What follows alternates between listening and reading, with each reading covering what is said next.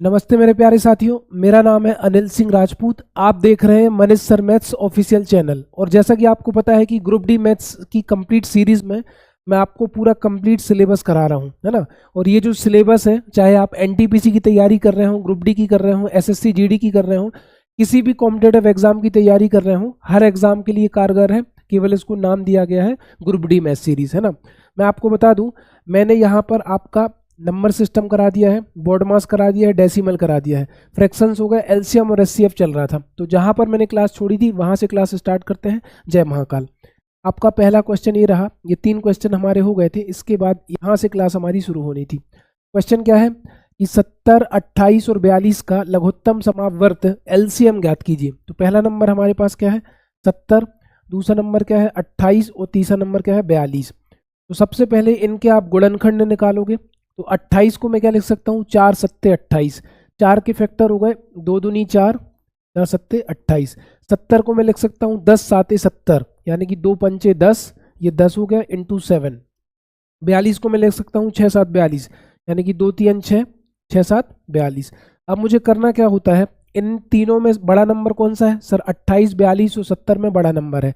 तो इसके तो मैं पूरे फैक्टर लूंगा, इसके जितने भी गुणनखंड है मैं सबों को लूंगा। अब आप कहोगे सर यहाँ पर 2 2 बार है, इसमें केवल 2 1 बार था, तो मुझे 2 को 1 बार और लेना पड़ेगा, है ना।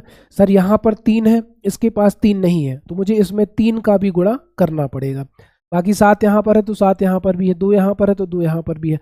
तो ये तो टोटल 70 था। 5 दूनी 10 सात 70 और 3 दूनी 6। 70 का आप 6 में गुणा करो तो आंसर आएगा 6 7 42, 6 7 42, 420। इसका क्या आ गया एलसीएम। आपको इस तरीके से करना नहीं आता, आप तीनों के गुणनखंड साथ में लीजिए, 70, 28, 42।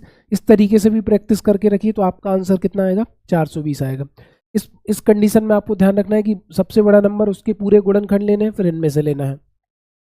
अगले क्वेश्चन की तरफ चलते हैं। अगला क्वेश्चन दिखने में बड़ा है लेकिन इसका सॉल्यूशन बहुत छोटा है।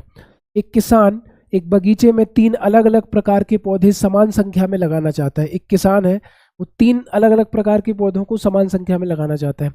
एक प्रकार के सभी पौधे एक आयत के रूप में लगाए जाते हैं, है ना। 3 पौधे हैं तो 3 प्रकार के आयत में आपके क्या लगेंगे, पौधे। ये हो गया ए, ये हो गया बी, ये हो गया सी। इस तरीके से लिखा हुआ है। फिर क्या कह रहा है कि किसी भी आयत में एक से अधिक प्रकार के पौधे नहीं होंगे। इसमें भी एक प्रकार के होंगे, इसमें भी एक प्रकार के, इसमें भी एक प्रकार के, टोटल 3 प्रकार के।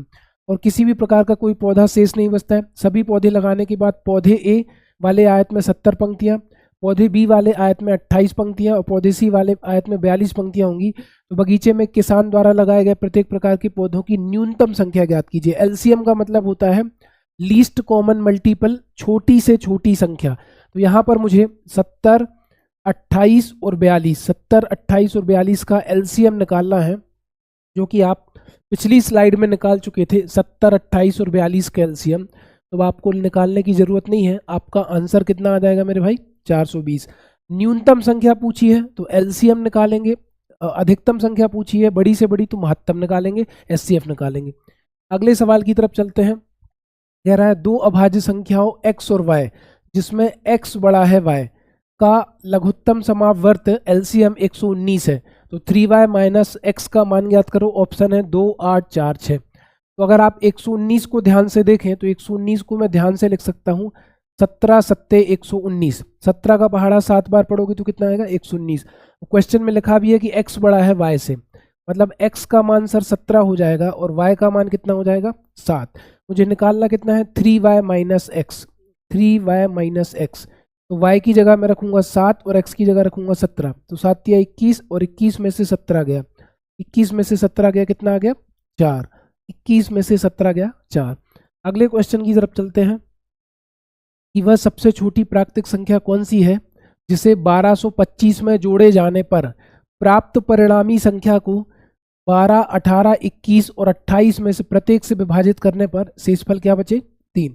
इनने बोला वह सबसे छोटी प्राकृतिक संख्या कौन सी है जिसे मैं 1225 में जोड़ दूं, और जब 1225 में जोड़ दूं और 12, 18, 21 और 28 का भाग दूं तो हर बार शेषफल कितना बचे 3। तो जो हमारे पास नंबर है 12, 18, 21, 28, इनका सबसे पहले मैं बड़ी स्पीड में निकाल लेता हूं एलसीएम। क्या निकाल लेता हूं एलसीएम। तो 12 के फैक्टर क्या हो गए, 12 के फैक्टर हो गए सर 2 दूनी 4 तिया 12, इसके हो गए आपके 3 तर का 9 दूनी 18, 21 के हो गए आपके 30 आते 21, और 28 के हो गए आपके 2 दूनी 4 सत्ते 28। तो इसमें जो सबसे बड़ा नंबर होता है उसके फैक्टर तो मैंने ले ही लिए, 2 गुणित 2 गुणित 7। फिर मैंने क्या किया, सर इसके पास 3 2 बार था, तो यहाँ पर मुझे 2 बार 3 और लेना पड़ेगा, है ना। एक बार भी है 2 बार भी है, लेकिन ज़्यादा बार लेते हैं।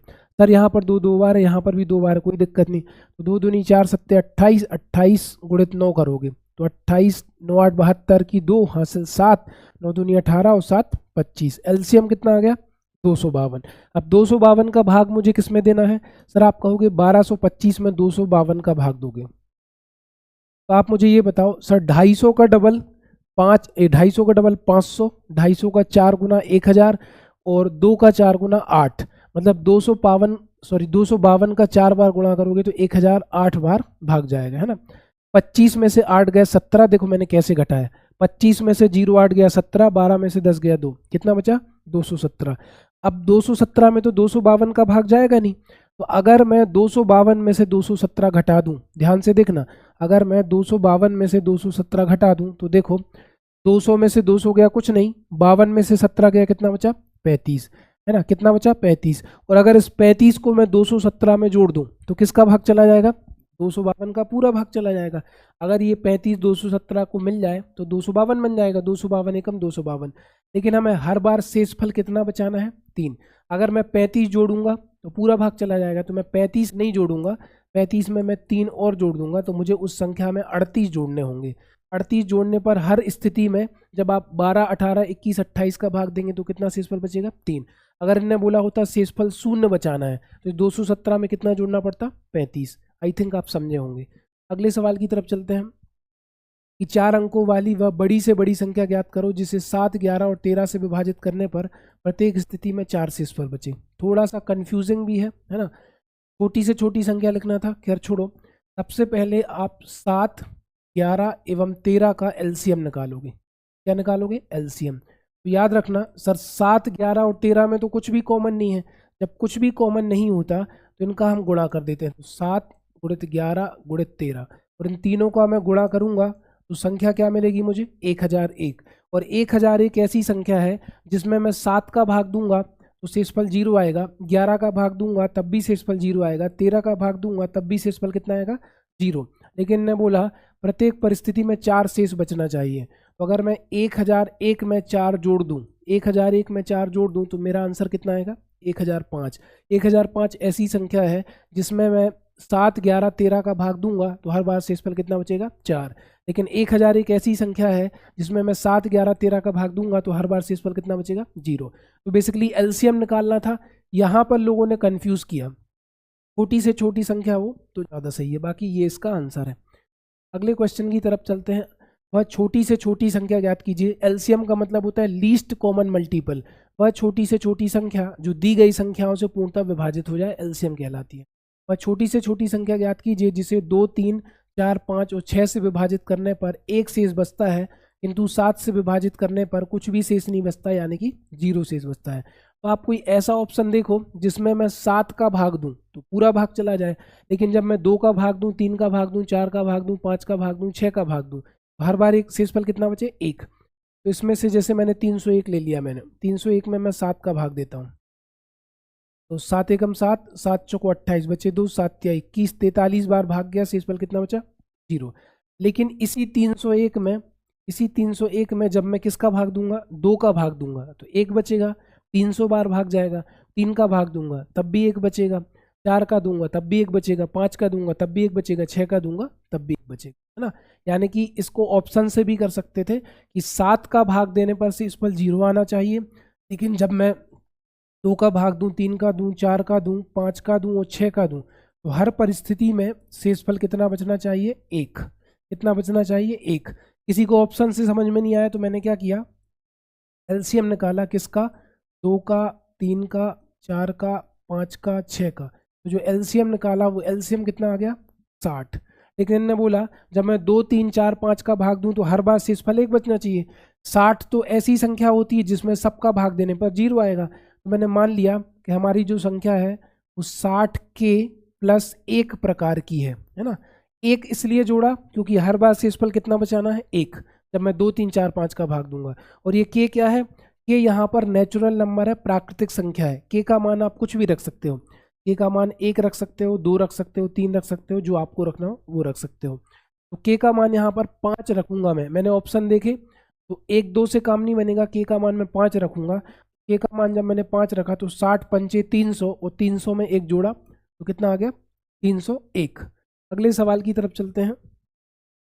अगला सवाल क्या है, वह छोटी से छोटी संख्या ज्ञात कीजिए जिसे 9 8 10 और 12 से विभाजित करने पर प्रत्येक मामले में कितना शेषफल बचे 3।